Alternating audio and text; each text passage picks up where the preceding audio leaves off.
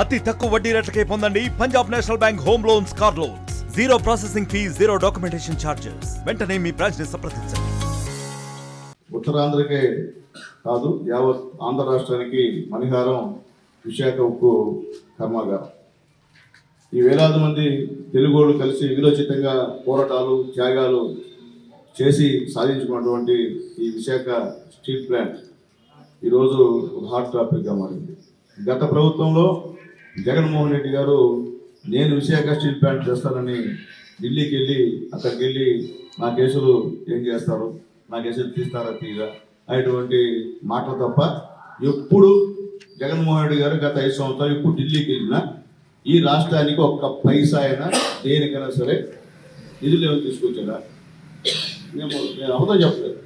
అదే మా నాయకుడు నారా చంద్రబాబు నాయుడు గారు ఎప్పుడు ఢిల్లీకి వెళ్ళినా మరుసటి రోజే ఒక దీపి కపూర్ కేంద్రం నుంచి ప్రధానమంత్రి మోడీ గారు, అది ఇప్పటి నుంచే కాదు, వాజ్పేయి గారు ప్రధానమంత్రిగా ఉన్నప్పటి నుంచి ముఖ్యమంత్రిగా నారా చంద్రబాబు నాయుడు ఎప్పుడు కేంద్రానికి వెళ్ళినా కానీ ఖచ్చితంగా మరుసటి రోజు భయంకరమైన కోట్లు వేల నిధులు తీసుకొచ్చే పరిస్థితి ఉందని చెప్పి మేము ధైర్యంగా చెప్తున్నాం.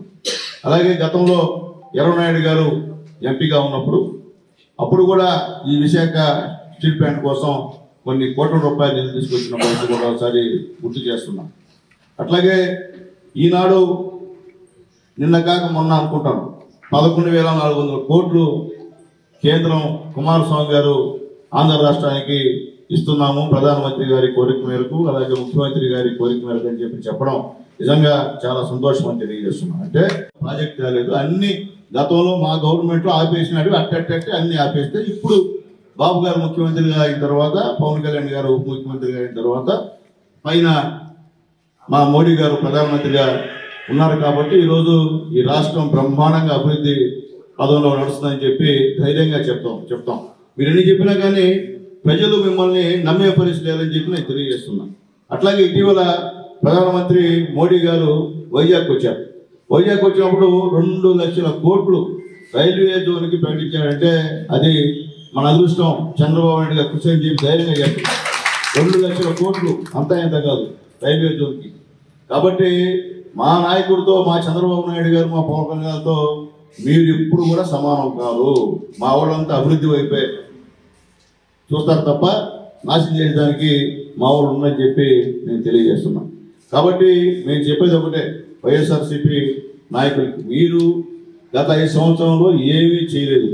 మీరు చేసినంత ఒకటే, మా పైన కేసులు పెట్టడం, మమ్మల్ని చిత్రహింస చేయడం, నాన్ బెయిలబుల్ కేసులు పెట్టడం, కొట్టించడం, ఈ తప్ప మా ఆస్తులు లాక్కోవడం, ఈ తప్ప మీరేం చేయలేదు.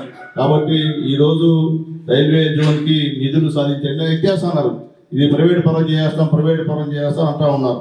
కానీ ఏమి లేకుండా అలాగే పురంధేశ్వరి గారు, ఆమె కూడా ధన్యవాదాలు తెలియజేస్తున్నాం. ఆమె కూడా దీనికోసం గట్టిగా పోరాడిన దాంట్లో సందేహం లేదని చెప్పి మేము తెలియజేస్తున్నాం. కాబట్టి ఇప్పటికైనా సరే వైఎస్ఆర్సీపీ నాయకులారా, మీ సుప్రకారంగా అవాకులు చెవాకులు మాటలు మాట్లాడదు నాయన, తప్పు అది. ప్రజలు హర్షించరు నాయన, ప్రజలకు తెలుసు, అంతా చదువుకున్నవాళ్ళు. కాబట్టి మీరు చెప్పే అబద్ధాలు ప్రజలు నమ్మే పరిస్థితి లేదని చెప్పి మరొకసారి తెలియజేస్తూ, ఈ ఆంధ్ర రాష్ట్రానికి మణిహారం ఈ యొక్క విశాఖ కర్మాగారం అని చెప్పి మరొకసారి తెలియజేస్తూ, మరొకసారి ఈ యొక్క నిధులు తీసుకొచ్చినటువంటి చంద్రబాబు నాయుడు గారికి అందరం కూడా హర్షధ్వానాలతో ధన్యవాదాలు కోరుకుంటూ నేను సెలవు తీసుకున్నా.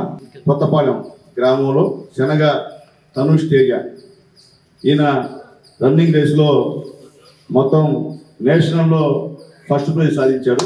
మా తెలుగుదేశం పార్టీ నాయకులు చంద్రబాబు నాయుడు గారు, అలాగే మా రవినాయుడు గారు, మీకంతా తెలుసు, యోగాలంలో ముందు నిలిపినటువంటి మా రవినాయుడు గారు షాప్ చైర్మన్ ఇప్పుడు.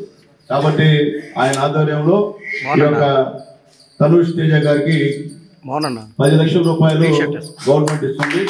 దానికి కూడా ధన్యవాదాలు తెలియజేస్తూ, మరిన్ని వీడియోస్ కోసం ఛానల్ ని సబ్స్క్రైబ్ చేయండి. లేటెస్ట్ అప్డేట్స్ కోసం వాట్సాప్ ఛానల్ ని ఫాలో అవ్వండి. ఆ లింక్ డిస్క్రిప్షన్ లో ఉంది.